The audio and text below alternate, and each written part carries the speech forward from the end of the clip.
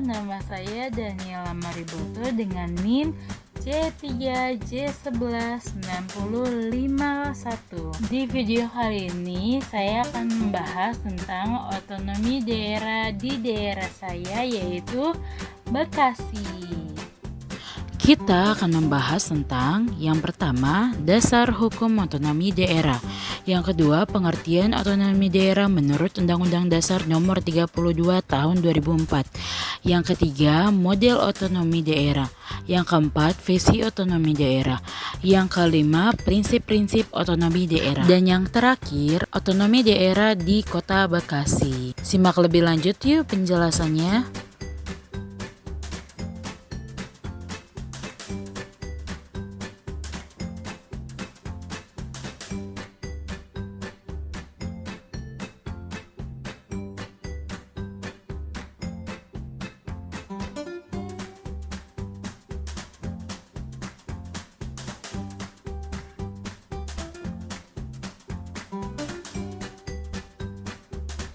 Yang pertama ada dasar hukum otonomi daerah.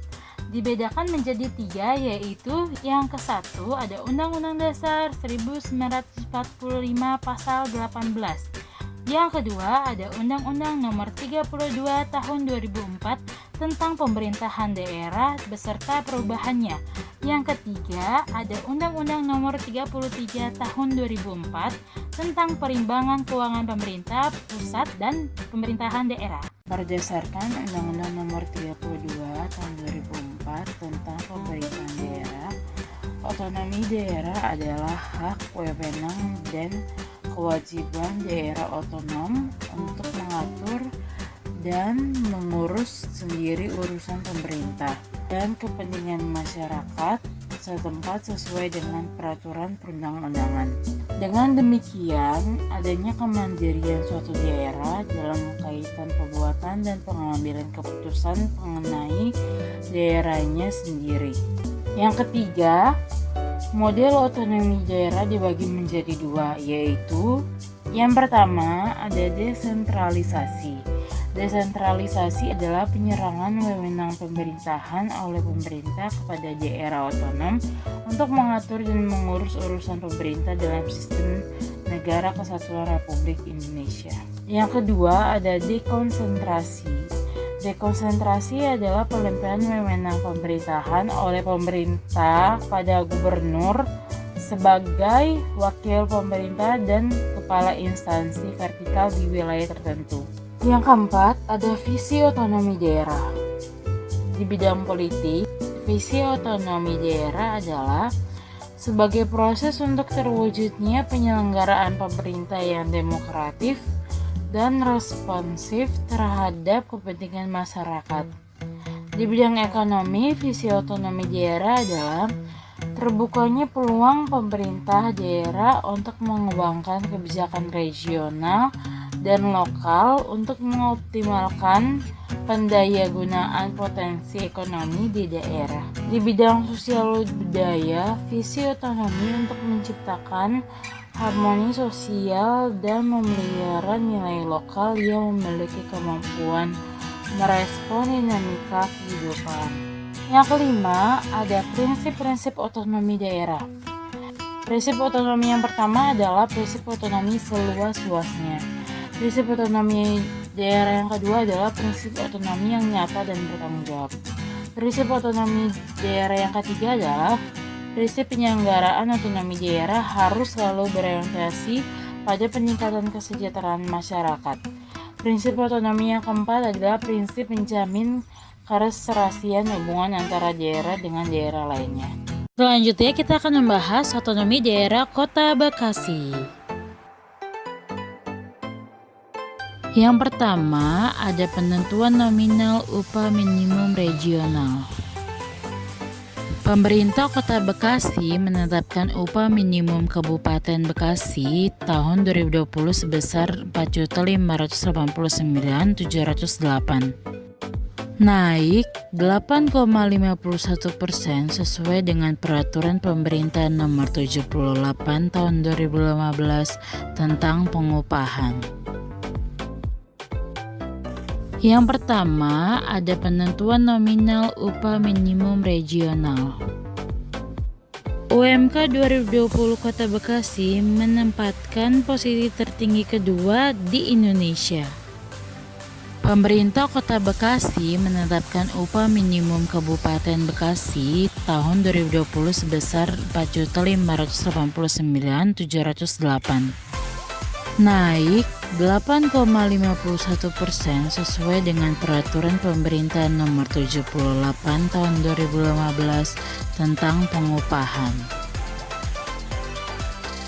Yang kedua, penentuan besaran pajak dan retribusi daerah. Pajak daerah merupakan kontribusi wajib daerah.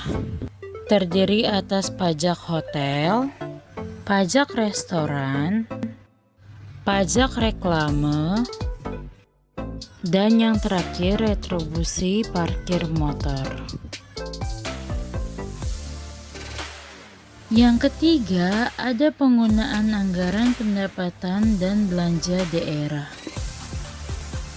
Melalui rapat paripurna pengambilan keputusan Raperda APBD 2020, DPRD Kota Bekasi ditetapkan sebesar 5,56 triliun yang terdiri atas pendapatan asli daerah, dana perimbangan, dan pendapatan lain yang sah.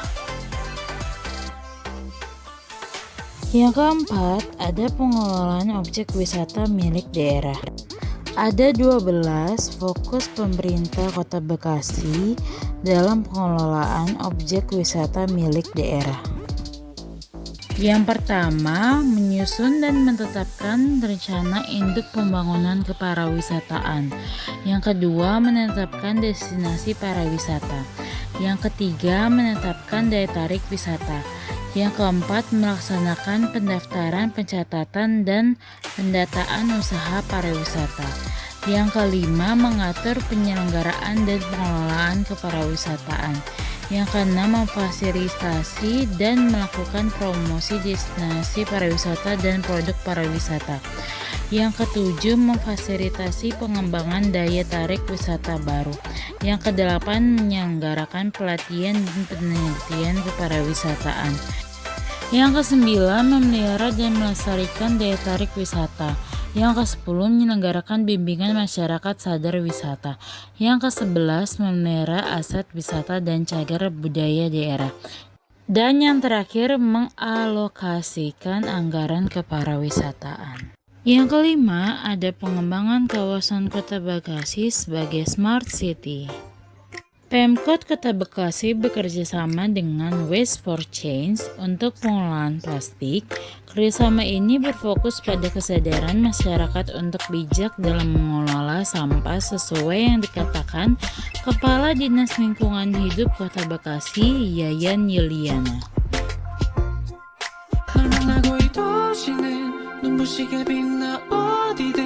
나를 어린 나이처럼 만들었던 마음껏 놀고 싶어 난 회색빛의 기억을 알록달록하게 넌 물들여 나의 모든 순간 속에 놀러와 See me now, sing it now Welcome to my playground 너와 함께라면 어디든지 언제까지라도 같은 곳을 바라봐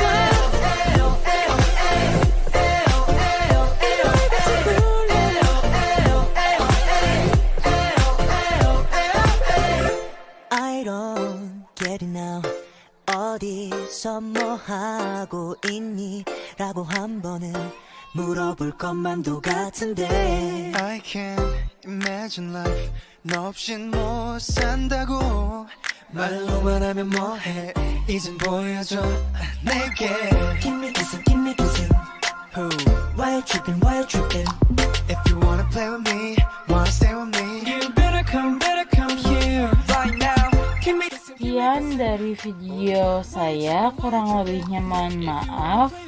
Sampai jumpa lagi. Bye bye.